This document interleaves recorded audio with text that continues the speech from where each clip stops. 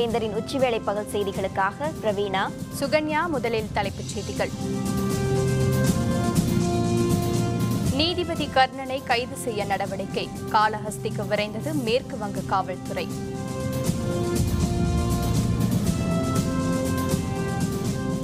டாஸ்மாக் தடைக்கு எதிராக மேல்முறையீடு. தமிழக அரசு மனு மீது நாளை விசாரணை. முதல்வர் பழனிசாமியுடன் ஐயா கண்ணு சந்திப்பு. 21ஆம் தேதி தில்லியில் விவசாயிகள் ஆலோசனை. தமிழகத்தின் உள் மாவட்டங்களில் கோடை மழை பெய்யும். சென்னை வானிலை ஆய்வு மையம் தகவல். பச்சை பட்டுடுத்தி வைகை ஆற்றில் இறங்கினார் கள்ளழகர். லட்சக்கணக்கான பக்தர்கள் சாமி தரிசனம். கொல்கத்தா உயர்நீதிமன்ற நீதிபதி கர்ணனை கைது செய்வதற்காக சென்னை மற்றும் மேற்கு வங்க காவல்துறையினர் ஆந்திர மாநிலம் காளஹஸ்திக்கு சென்றுள்ளனர்.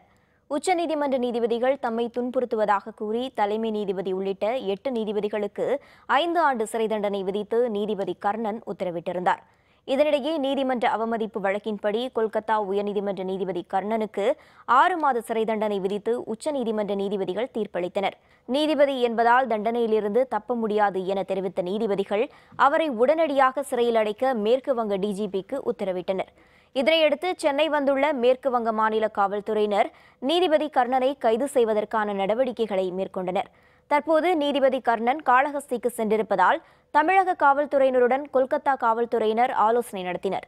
இதனையடுத்து சென்னை மற்றும் மேற்கு வங்க காவல்துறையினர் காளஹஸ்திக்கு புறப்பட்டு சென்றனர். தமிழகத்தில் மூடப்பட்ட டாஸ்மாக் கடைகளை திறக்கக்கூடாது என்ற உத்தரவை எதிர்த்து சென்னை உயர்நீதிமன்றத்தில் தமிழக அரசு மேல்முறையீடு செய்துள்ளது.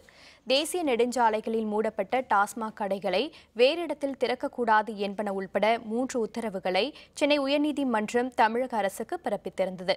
டாஸ்மாக் கடைகளுக்கு எதிராக அமைதியாக போராடுபவர்கள் மீது நடவடிக்கை எடுப்பதோ கைது செய்வதோ கூடாது என்றும் தீர்ப்பளித்திருந்தது. மேலும் கிராம சபை கூட்டத்தில் தீர்மானம் நிறைவேற்றினால் அந்த பகுதியில் மதுக்கடைகளை திறக்கக்கூடாது என உத்தரவிட்டிருந்தது. இதனை எதிர்த்து தமிழக அரசு சார்பில் சென்னை உயர்நீதிமன்றத்தில் மேல்முறையீடு மனு தாக்கல் செய்யப்பட்டுள்ளது. நீதிமன்ற உத்தரவினால் தமிழகத்தில் மூடப்பட்ட 2000 கடைகளை திறக்க முடியவில்லை என தெரிவித்துள்ளது. எனவே அவசர வழக்காக விசாரிக்க வேண்டும் எனவும் மனுவில் கோரப்பட்டிருந்தது. இதனையடுத்து தமிழக அரசின் மேல்முறையீட்டு மனுவை அவசர வழக்காக சென்னை உயர்நீதிமன்றம் நாளை விசாரணைக்கு எடுத்துக்கொள்கிறது.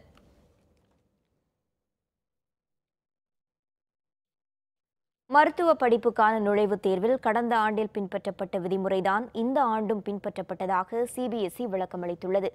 நாடு முழுவதும் கடந்த 7ஆம் தேதி நடைபெற்ற நீட் தேர்வினை எழுத வந்த மாணவர்களின் முழுக்கை சட்டைகள் கிழிக்கப்பட்டு அரைக்கை சட்டைகளாக்கப்பட்டன.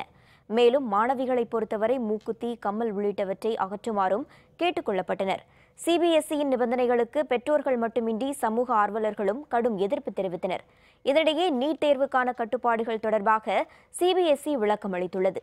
நீட் தேர்வு எழுத வரும் மாணவ மாணவிகளுக்கு உடை கட்டுப்பாடு தொடர்பாக ஏற்கனவே தேர்வுக்கூட நுழைவுச் சீட்டு, மாணவர்களின் இமெயில் மற்றும் செல்போனுக்கு தகவல் தெரிவிக்கப்பட்டுள்ளதாக குறிப்பிட்டுள்ளது.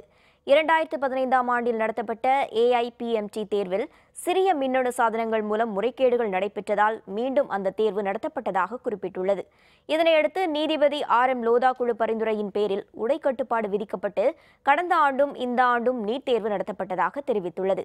இனிவரும் காலங்களில் மாணவ மாணவிகளுக்கு எவ்வித இடையூறும் இல்லாத வகையில் நீட் தேர்வை எழுத உரிய நடவடிக்கை எடுக்கப்படும் என்றும் விளக்கமளித்துள்ளது. தமிழக முதல்வர் பழனிசாமியை சந்தித்த தென்னிந்திய நதிகள் இணைப்பு சங்க தலைவர் ஐயா கண்ணு விவசாயிகளின் பிரச்சினைகளை தீர்க்க வேண்டும் என வலியுறுத்தியுள்ளார். சென்னை கிரீன்வேஸ் சாலையில் உள்ள இல்லத்தில் முதல்வர் பழனிசாமியை ஐயா கண்ணு இன்று காலை சந்தித்தார். பின்னர் செய்தியாளர்களுடன் பேசிய ஐயா கண்ணு நாடு முழுவதும் உள்ள விவசாய சங்கங்களை திரட்டி வரும் 21ஆம் தேதி தில்லியில் ஆலோசனைக் கூட்டம் நடத்த இருப்பதாக தெரிவித்தார். விவசாயிகளின் பிரச்சினைக்கு தீர்வு கிடைக்காவிட்டால் அடுத்த கட்ட போராட்டம் தொடர்பாக இந்த கூட்டத்தில் விவாதிக்கப்படும் என்றும் அவர் குறிப்பிட்டார். ஏரி குளங்களை தூர்வாருவது தொடர்பாக முதல்வரிடம் வலியுறுத்தியதாக தெரிவித்த ஐயா கண்ணு பயிர் காப்பீட்டு திட்டத்தில் விவசாயிகளுக்கு உரிய இழப்பீடு தருவதில்லை என்றும் கூறினார். விவசாய கடனை தள்ளுபடி பண்ண வேண்டும் கேட்டு அதையும் நான் பண்ணித்தாரேன். அரசாணை வெளியிட சொல்லி கேட்டிருக்கிறோம். லாபகரமான விலையை நிர்ணயம் பண்ணுவது விவசாய விளைபொருளுக்கு டெல்லியில் இருக்க காஸ்ட் அண்ட் பிரைஸ் கமிஷன் தான். அதனால் அங்கே போய் மறுபடியும் நாங்கள் உட்கார்ந்து ஆலோசனை கூட்டம் வச்சிருக்கோம் 21. அதன் பிறகு எங்களுக்கு உரிய நியாயம் கிடைக்கவில்லை என்றால் பாராளுமன்றத்தை முற்றுகையிடுவதா அல்லது பிரதமர் அலுவலகத்தை முற்றுகையிடுவதா 21ஆம் தேதி முடிவு பண்ண போகிறோம். தமிழக ஊராட்சித்துறை சார்பில் திட்டப்பணிகளின் தரத்தை ஆய்வு செய்ய 5 நடமாடும் தரக்கட்டுப்பாட்டு ஆய்வக வாகனங்களை முதல்வர் பழனிசாமி வழங்கியுள்ளார். சென்னை தலைமைச் செயலக வளாகத்தில் 2,35,00,000 ரூபாய் மதிப்பிலான நடமாடும் தரக்கட்டுப்பாட்டு ஆய்வக வாகனங்களை முதல்வர் பழனிசாமி கொடியசைத்து தொடக்கி வைத்தார். அப்போது தலைமைச் செயலர் கிரிஜா வைத்தியநாதன் மற்றும் உயர் அலுவலர்கள் உடனிருந்தனர்.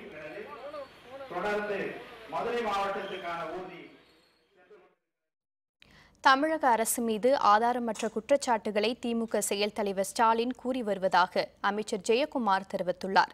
சித்திரை முழு நிலவு நாளையொட்டி சென்னை மெரினா கடற்கரையில் உள்ள கண்ணகி சிலையின் கீழ் வைக்கப்பட்டுள்ள அவருடைய படத்திற்கு அமைச்சர்கள் ஜெயக்குமார், கடம்பூர் ராஜு, பெஞ்சமின், நிலோஃபர் கபில் உள்ளிட்டோர் மலர் தூவி மரியாதை செலுத்தினர். பின்னர் செய்தியாளர்களுடன் பேசிய அமைச்சர் ஜெயக்குமார், ஜெயலலிதாவின் நல்லாட்சி நீடிக்கும் வகையில் முதல்வரும் அமைச்சர்களும் பணியாற்றி வருவதாக தெரிவித்தார். அதிமுகவில் இருந்து பிரிந்து சென்றவர்கள் மீண்டும் திரும்பி வந்தால் முக்கியத்துவம் அளிக்கப்படும் என்றும் அவர் கூறினார். தமிழகத்தில் ஊழல் அறிமுகம் செய்யப்பட்டது திமுக ஆட்சியில்தான் என்றும் ஜெயக்குமார் குறிப்பிட்டார்.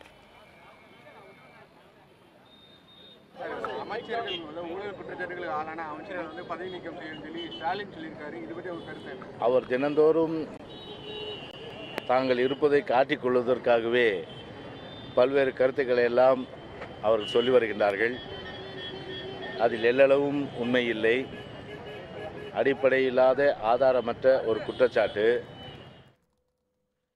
ஜம்மு காஷ்மீர் மாநிலத்தில் இளம் ராணுவ அலுவலரை கடத்திய தீவிரவாதிகள் அவரை கொடூரமாக கொலை செய்துள்ளனர்.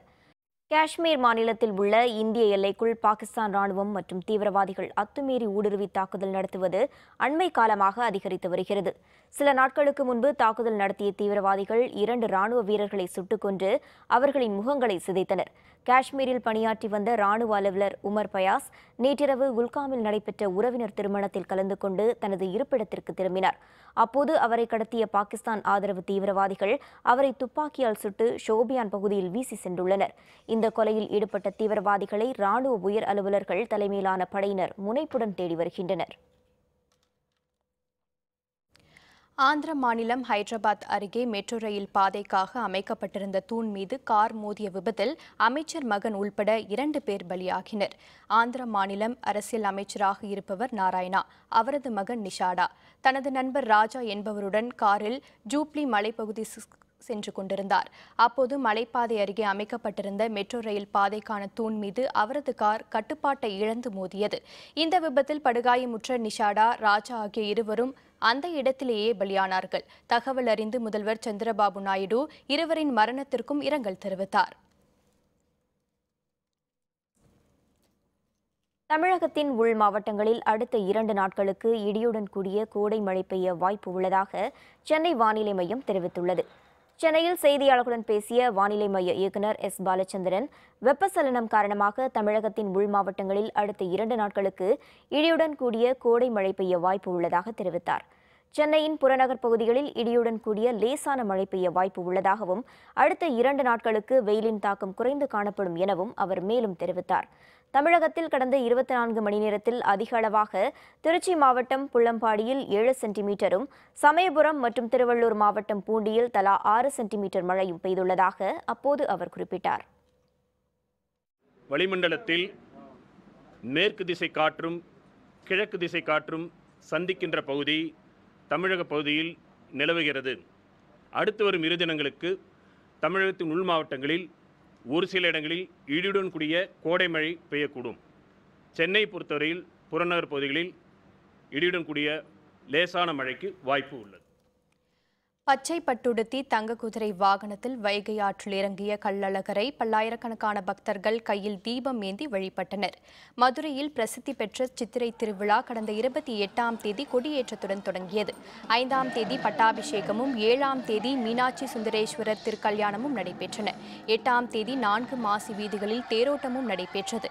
இதனிடையே நேற்று முன்தினம் அழகர் கோவில் மலையில் இருந்து தங்கப்பல்லக்கில் கள்ளழகர் மதுரை புறப்பட்டார். வழியெங்கும் உள்ள மண்டகப்படிகளில் பக்தர்கள் பக்தர்களுக்கு காட்சியளித்தார். இதனைத் தொடர்ந்து தல்லாக்குளம் பிரசன்ன வெங்கடாச்சலபதி பெருமாள் திருக்கோவிலில் நடத்தப்பட்ட திருமஞ்சனத்துக்கு பிறகு தங்கக்குதிரை வாகனத்தில் ஸ்ரீவில்லிபுத்தூர் ஆண்டாள் சூடி கொடுத்த மாலை பச்சைக்கிளியுடன் கள்ளழகர் புறப்பட்டார். வெள்ளிக்குதிரையில் கூடலழகர் பெருமாள் எதிர்கொண்டு வரவேற்றார். இதனைத் தொடர்ந்து தீபாராதனை, சிறப்பு பூஜைகள் நடைபெற்றன. வைகை ஆற்றில் அமைக்கப்பட்டு இருந்த தற்காலிக நீர்க்குளத்தில் இறங்கி காலை 6:20 மணிக்கு பச்சை பட்டுடுத்தி வைகை ஆற்றில் பக்தர்களுக்கு காட்சியளித்தார்.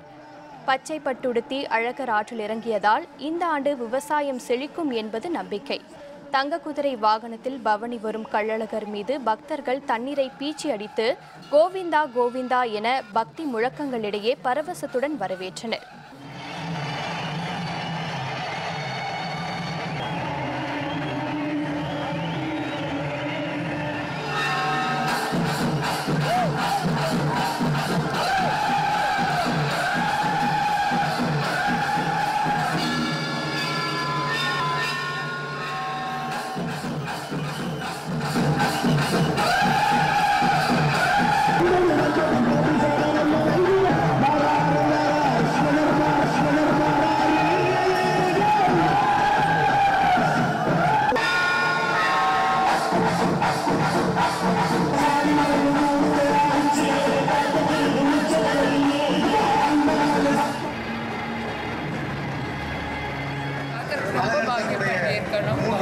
முதல்ல இருந்து பார்த்தனால எனக்கு ரொம்ப பக்கத்துல இருந்து பார்த்த திருப்தியும் உண்மையாக நடந்த இதுவும் நல்லா என்னை சிலுக்க வச்சது.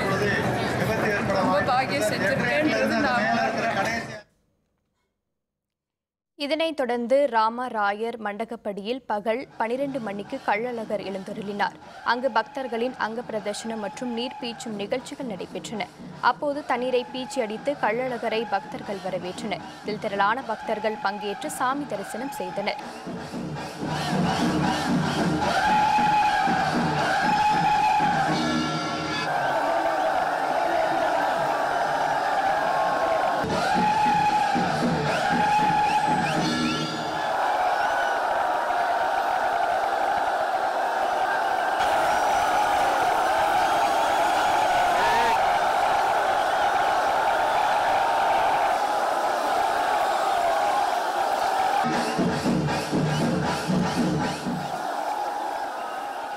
மதுரையின் பாரம்பரியமான திருவிழா சித்திரை திருவிழா 12ஆம் நாள் நிகழ்வு. இன்னைக்கு மக்கள் எல்லாரும் மதுரையை தேடி வந்துட்டு இருக்காங்க. ஏன்னா இங்கே அழகர் எப்படின்னா மித்த தெய்வங்களை நம்ம போய் தேடி போய் சாமி கும்பிட்டு வருவோம். இந்த மக்களை தேடி வரம் கொடுக்குற ஒரே ஆள் எங்கள் கள்ளழகர் மட்டும்தான். இங்கே எல்லாரையும் பார்க்குறதுக்காக வர்றது ஒரே கடவுள் இவர் தான். இவர் எல்லாருக்கும் என்ன சொல்கிறது, இவர் கல்யாணத்துக்காக வந்தார், மீனாட்சி கல்யாணத்துக்காக வந்தார். வந்தவர் இங்கேருந்து அதாவது கல்யாணம் முடிஞ்சிருது, அவருக்கு தெரியல. உடனே நான் வராமல் கல்யாணம் முடிஞ்சிருச்சு அப்படின்னு சொல்லிட்டு கோச்சிட்டு போகிற மாதிரியும், நாங்கள் அவரை குளிர்விக்கிறதுக்காக இந்த தண்ணி பீச்சுற மாதிரியும் ஒரு நிகழ்வு. சித்திரை திருவிழாவுக்கு வந்திருக்கோம். மழை இல்லாதனால இந்த வருஷம் வறட்சியாக இருக்குது. அப்புறம் நாங்கள் ராமராயர் மண்டபத்தில் சாமியை பார்த்தோம். நல்லா சந்தோஷமாக ஃபேமிலியோடு என்ஜாய் பண்ணுறோம். சாமியை நல்லா தரிச்சிட்டோம். வருஷம் ஆற்றுல தண்ணி போகும். இந்த வருஷம் ஆற்றுல தண்ணி இல்லாமல் மக்கள் ரொம்ப கஷ்டப்படுறாங்க. அடுத்த வருஷமாவது அழகர் நல்ல மழையை கொடுத்து எல்லாத்துக்கும் வளர்ச்சியை கொடுக்கணும். போக்குவரத்து ஊழியர்கள் வேலைநிறுத்த போராட்டம், முத்தரப்பு பேச்சுவார்த்தைக்கு அழைப்பு. விவரம் விளம்பர இடைவேளைக்கு பிறகு.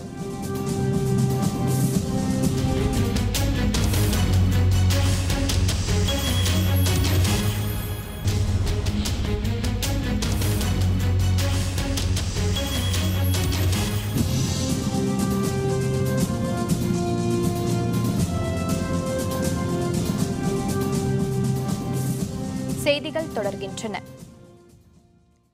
போக்குவரத்து ஊழியர்கள் வேலைநிறுத்த போராட்டம் அறிவித்துள்ள நிலையில் வரும் 12ஆம் தேதி முத்தரப்பு பேச்சு நடத்த தொழிலாளர் நலத்துறை ஆணையம் அழைப்பு விடுத்துள்ளது.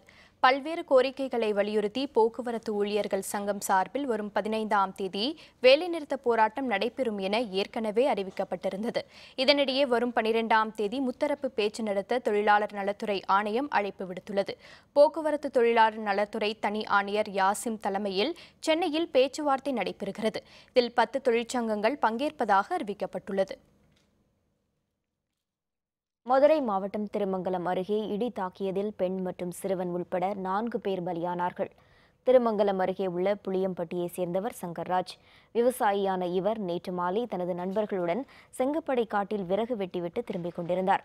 அப்போது இடிமின்னல் தாக்கியதில் பாதிக்கப்பட்ட சங்கர்ராஜ் மருத்துவமனைக்கு கொண்டு செல்லும் வழியில் உயிரிழந்தார். இதேபோல் கள்ளிக்குடி அருகே உள்ள அகத்தாப்பட்டியை சேர்ந்த பொன்னுசாமியின் 8 வயது மகன் சுபாஷ் சென்னையிலிருந்து கோடை விடுமுறைக்காக கள்ளிக்குடிக்கு வந்திருந்தார். நேற்று மாலை தனது நண்பர்களுடன் சேர்ந்து விளையாடும் போது அந்த பகுதியில் நேரிட்ட இடிமின்னலின் போது அறுந்து விழுந்த மின்கம்பியை மிதித்த சுபாஷ் உயிரிழந்தார். மேலும் காளான்பட்டியை சேர்ந்த சூராயி ஆடு மேய்க்க சென்றபோது மின்னல் தாக்கி பலியானார். இடிமின்னல் தாக்கி 4 பேர் பலியானது தொடர்பாக திருமங்கலம் மற்றும் கள்ளிக்குடி காவல்துறையினர் விசாரணை மேற்கொண்டு வருகின்றனர். இதேபோல் இடிமின்னல் தாக்கியதில் திருவண்ணாமலை, மானாமதுரை உள்ளிட்ட இடங்களில் 3 பேர் பலியானார்கள். இதனையடுத்து தமிழகம் முழுவதும் இடிமின்னல் தாக்கி உயிரிழந்தோர் எண்ணிக்கை 7ஆக அதிகரித்துள்ளது. நீலகிரி மாவட்டம் குன்னூர் அருகே குடியிருப்பு பகுதியில் நடமாடி வரும் 5 யானைகளை மீண்டும் வனப்பகுதிக்குள் விரட்டும் பணியில் வனத்துறையினர் முனைப்புடன் ஈடுபட்டு வருகின்றனர். குன்னூர் அருகே வனப்பகுதியில் இருந்து வெளியேறிய 2 குட்டி யானைகள் உள்பட 5 யானைகள் ரன்னிமேடு ரயில் நிலையம் அருகே உள்ள குடியிருப்பு பகுதிக்குள் நுழைந்தது. யானைகளின் நடமாட்டத்தை கவனித்த அந்த பகுதி மக்கள் வனத்துறையினருக்கு தகவல் கொடுத்தனர். அங்கு வந்த வனத்துறையினர் யானைகளை மீண்டும் வனப்பகுதிக்குள் விரட்ட கடுமையாக போராடினர். இருப்பினும் அந்த பகுதியில் தற்பொழுது பலாப்பழ பருவம் தொடங்கியதை அடுத்து யானைகளை விரட்டுவதில் சிக்கல் நீடித்து வருகிறது. மேலும் தண்ணீர் மற்றும் உணவை தேடி யானை கூட்டம் காட்டேரி அருகே உள்ள டான்டி குடியிருப்பு பகுதிக்கு இடம்பெயர்ந்துள்ளது. யானைகள் அடிக்கடி இடம் மாறுவதால் தேயிலை தோட்ட தொழிலாளர்கள் அச்சமடைந்துள்ளனர். தருமபுரி மாவட்டத்தில் மாம்பழ காலம் தொடங்கியுள்ள நிலையில் தேசிய நெடுஞ்சாலைகளின் ஓரங்களில் உள்ள விற்பனை நிலையங்களில் ஏராளமானோர் ஆர்வத்துடன் மாம்பழம் வாங்கி செல்கின்றனர். முக்கனிகளில் முதன்மையாக விளங்கும் மாம்பழம் வயது வித்தியாசமின்றி அனைவராலும் விரும்பப்படுகிறது. ஒவ்வொரு ஆண்டும் ஏப்ரல், மே, ஜூன், ஜூலை ஆகிய மாதங்களில் மட்டுமே மாம்பழ காலம் களை கட்டும். தருமபுரி, கிருஷ்ணகிரி மாவட்டத்தில் அதிகம் விளையும் மாம்பழங்கள் உள்ளூர் சந்தை முதல் வெளிநாட்டு சந்தை வரை விற்பனை செய்யப்படுகிறது. இந்த ஆண்டு மழைப்பொழிவு குறைந்ததால் மாம்பழ விளைச்சலும் குறைந்துள்ளது. இதனால் சந்தைக்கு வரும் மாம்பழங்களின் விலையும் அதிகரித்துள்ளது. செந்தூரா, மல்கோவா, பீத்தர், ரோஸ்குண்டு, காதர், சக்கரக்குட்டி உள்ளிட்ட மாம்பழ வகைகள் விற்பனைக்கு குவிக்கப்பட்டுள்ளன. 1 கிலோ மாம்பழம் 40 ரூபாய் முதல் 100 ரூபாய் வரை விற்பனை செய்யப்படுகிறது. விளைச்சல் பாதிக்கப்பட்டதை அடுத்து வெளிமாநிலங்களுக்கு மாம்பழங்களை அனுப்பாமல் உள்ளூர் சந்தையிலேயே விற்கப்படுகின்றன. தருமபுரி, சேலம், பெங்களூர் தேசிய நெடுஞ்சாலைகளின் ஓரங்களில் ஆங்காங்கே தள்ளுவண்டிகளில் மாம்பழம் விற்பனை செய்யப்படுகிறது. தேசிய நெடுஞ்சாலைகளின் வழியே பயணம் மேற்கொள்ளும் வெளிமாநில பயணிகள் மாம்பழங்களை ஆர்வமாக வாங்கி செல்கின்றனர். இந்த வருஷம் விளைச்சல் குறைவு தான் சார். மற்ற வருஷத்தை விட இந்த வருஷம் விளைச்சல் கம்மியாக இருக்குது சார். மழை இல்லை, அதனால் விளைச்சல் ரொம்ப பாதிக்கப்பட்டிருக்குங்க. சீசனும் வந்து மற்ற வருஷத்தை விட இந்த வருஷம் முன்னாடியே அறுவடை ஆகிடும் சார். ஏன்னா விளைச்சல் கம்மியானாலும் முன்னாடி அறுவடை ஆகிடும்.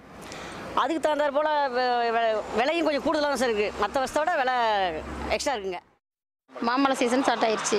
இன்னும் 2 மாதம் 2.5 மாதம் இருக்குது சார். மாம்பழம் வந்து மல்கோவா, அல்போன்சா, எமாம்பஸ், பங்கனப்பள்ளி, செந்தூரா அந்த வெரைட்டிஸ் எல்லாம் இருக்குது. இந்த வருஷம் விளைச்சல் கம்மியாக இருக்கிறதுனால ஏற்றுமதி எங்கே வெளியூருக்கு அனுப்ப முடியல.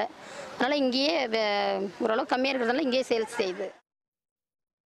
தருமபுரி அருகே உள்ள முக்கல் நாயக்கன்பட்டியில் குடிநீர் விநியோகத்தை முறைப்படுத்த கோரி மக்கள் சாலை மறியலில் ஈடுபட்டனர். முக்கல் நாயக்கன்பட்டியில் வசித்து வரும் மக்களுக்கு கடந்த 6 மாதங்களாக குடிநீர் விநியோகிக்கப்படவில்லை.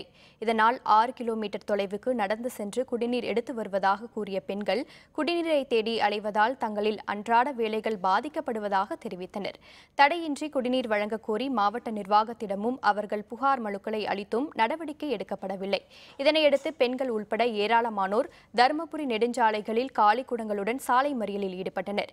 2 மணி நேரத்திற்கு மேலாக போராட்டம் நீடித்த நிலையில் அங்கு வந்த அரசு அலுவலர்கள் குடிநீரை முறையாக வழங்கப்படும் என உறுதியளித்தனர். இதனையடுத்து போராட்டத்தை கைவிட்டு மக்கள் கலைந்து சென்றனர். தண்ணியே கிடைக்கிறது இல்லை. 2 குடம் தண்ணிக்கு மேல ஒரு நாளைக்கு 2 குடம் கிடைச்சா எப்படி குளிக்கிறது, சாப்பிடுறது, சாப்பாடு செய்யறது எல்லாத்துக்குமே எங்களுக்கு சிரமம் தான். உப்பு தண்ணி எந்த தண்ணியுமே இல்லை. காவேரி தண்ணி பைப் கண்டிப்பா எங்க ஊருக்கு வேணும். நாங்க மனு எத்தனையோ ஆம்பளைங்க எல்லாம் சேர்ந்து மனு எல்லாம் எழுதி கொடுத்து யாருமே வந்து பார்க்கல. என்ன பிரச்சனைன்னு யாரும் கண்டுக்கல. அதனால சாலை மறியல் பண்ணோம். விழுப்புரம் மாவட்டம் கூவாகத்தில் நடைபெற்ற கூத்தாண்டவர் கோவில் தேரோட்டத்தில் கலந்து கொண்ட திருநங்கைகள் தாலிகளை அகற்றி விதவை கோலம் பூண்டு நேர்த்திக்கடன் செலுத்தினர். உளுந்தூர்பேட்டை அருகே உள்ள கூவாகம் கூத்தாண்டவர் கோவிலில் கடந்த 21ஆம் தேதி அரவான் களவலி திருவிழா தொடங்கியது. விழாவையொட்டி நாள்தோறும் சிறப்பு வழிபாடுகள் நடைபெற்று வந்த நிலையில் நேற்று திருநங்கைகள் மணப்பெண் கோலத்தில் புதிய தாலி அணிந்து கொண்டனர். கூத்தாண்டவருக்கு மனைவியாகிவிட்டதாக எண்ணி மகிழ்ச்சியில் திளைத்த திருநங்கைகள் ஆடி பாடினர். இதனையடுத்து விழாவின் முக்கிய நிகழ்வான தேரோட்டம் இன்று காலை நடைபெற்றது. கூத்தாண்டவர் தேரில் எழுந்தருள திருநங்கைகள் உள்பட ஏராளமானோர் தேரின் வடம் பிடித்து இழுத்து சென்றனர். பின்னர் அரவான் களவலி நிகழ்வையொட்டி திருநங்கைகள் தாலி, வளையல் உள்ளிட்ட மணக்கோலத்தை அகற்றி நேர்த்திக்கடன் செலுத்தினர்.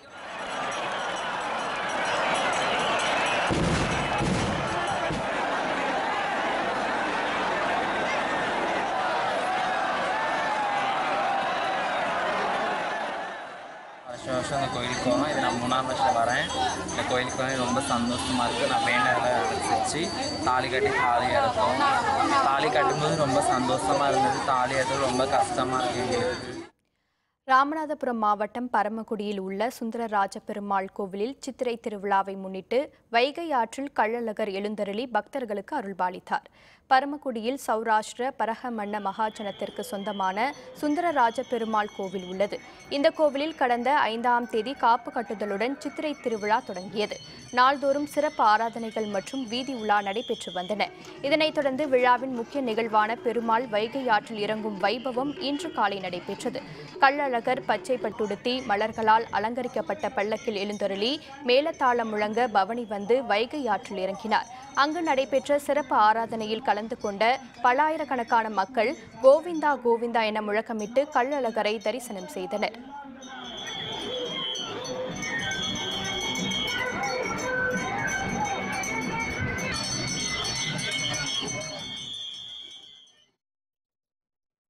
பிளே ஆஃப் சுற்று வாய்ப்பை இழந்த அணிகள். தில்லி, குஜராத் அணிகள் இன்று மோதல். விவரம் விளம்பர இடைவேளைக்கு பிறகு.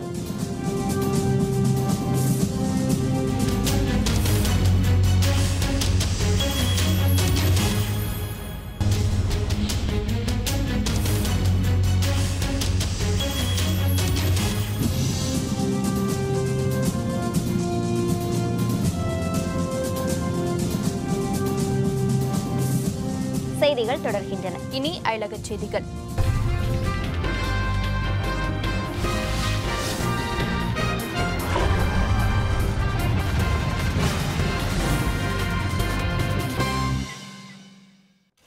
சீனாவில் உள்ள தேசிய நெடுஞ்சாலையில் சரக்கு லாரி மீது இருசக்கர வாகனம் மோதிய விபத்தில் தீப்பற்றிய நிலையில் நல்ல வேளையாக இளைஞர் உயிர் தப்பியுள்ளார்.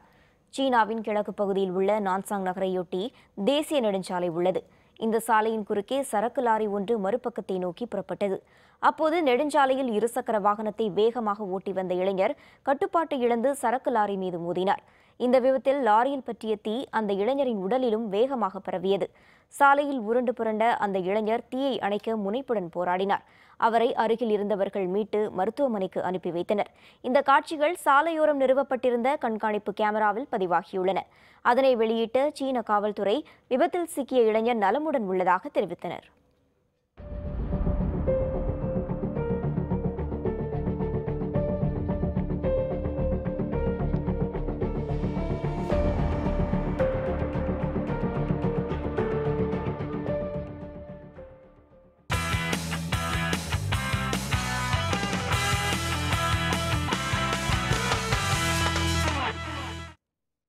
ஐபிஎல் போட்டித் தொடரில் பிளே ஆஃப் சுற்றுக்கான வாய்ப்பை இழந்த நிலையில் இன்று நடைபெறும் போட்டியில் தில்லி அணியும் குஜராத் அணியும் மோதுகின்றன. ஐபிஎல் கிரிக்கெட் தொடரில் பிளே ஆஃப் சுற்றுக்கான வாய்ப்பை குஜராத் அணி ஏற்கனவே இழந்தது. இதேபோல் மும்பைக்கு எதிரான போட்டியில் ஹைதராபாத் அணி வெற்றி பெற்றதால் தில்லி அணியும் பிளே ஆஃப் சுற்றுக்கு முன்னேறவில்லை. இளம் இந்திய வீரர்கள் இடம்பெற்றுள்ள தில்லி அணி போட்டித் தொடரின் ஆரம்பத்திலிருந்தே நிலையான ஆட்டத்தை வெளிப்படுத்தவில்லை. எனினும் தில்லி அணி வீரர்களான ரிஷப் பந்த், சஞ்சு சாம்சன் ஆகியோருக்கு இந்த தொடர் சிறப்பான வாய்ப்பை ஏற்படுத்தி கொடுத்துள்ளது. ஐபிஎல் தொடரின் கடைசி கட்டத்தில் குஜராத் அணி சிறப்பான ஆட்டத்தை வெளிப்படுத்தினாலும் அடுத்த கட்டத்துக்கு முன்னேறவில்லை. இன்று இரவு 8 மணிக்கு கான்பூரில் நடைபெறும் ஆட்டத்தில் குஜராத் அணியும் தில்லி அணியும் மோதுகின்றன. இதுவரை 12 போட்டிகளில் பங்கேற்ற குஜராத் அணி 4 வெற்றியும் 8 தோல்வியும் அடைந்து 8 புள்ளிகளை மட்டுமே பெற்றது. இதேபோல் 11 போட்டிகளில் பங்கேற்ற தில்லி அணி 4 வெற்றியும் 7 தோல்வியும் அடைந்து 8 புள்ளிகளை மட்டுமே பெற்றது. மீண்டும் தலைப்புச் செய்திகள். நீதிபதி கர்ணனை கைது செய்ய நடவடிக்கை. காளஹஸ்திக்கு விரைந்தது மேற்கு வங்க காவல்துறை.